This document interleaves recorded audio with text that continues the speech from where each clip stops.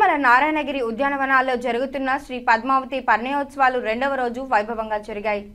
శ్రీ పద్మావతి శ్రీనివాసుల పరిణయోత్సవ మహోత్సవంలో రెండవ రోజైన వైశాఖ శుద్ధి దశమి తిథి అలనాటి వివాహ సుముహూర్త దినమున పురాణ ప్రశస్తి కనుక ఈ 3 రోజుల పద్మావతి పరిణయోత్సవంలో రెండవ రోజుకు ప్రత్యేకత ఉంది. బుధవారం సాయంత్రం శ్రీ మాలయప్ప స్వామివారు అశ్వవాహనాన్ని అధిరోహించి సకల సార్వభౌమాధికార లాంఛనాలతో బయలుదేరి వేరువేరు బంగారు తిర్చీలుపై శ్రీదేవి మరియు భూదేవి అనుసరించగా నారాయణగిరి ఉద్యానవనానికి చేరుకున్నారు. మొదటి రోజు మాదేరి శ్రీ స్వామివారి అమ్మవార్లకు ఎదుర్కోలు, పూల బంతిలాట, నూతన వస్త్రాధరణ తదితర కార్యక్రమాలు పూర్తయిన తరువాత కొలువు జరిగింది.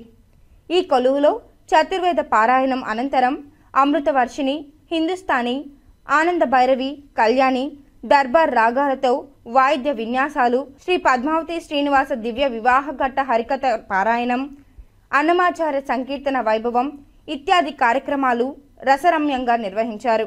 ఆ తరువాత శ్రీవారు దేవరులతో పల్లకినెక్కి తిరువీధుల గుండా ఊరేగుతూ ఆలయంలోకి ప్రవేశం చేశారు.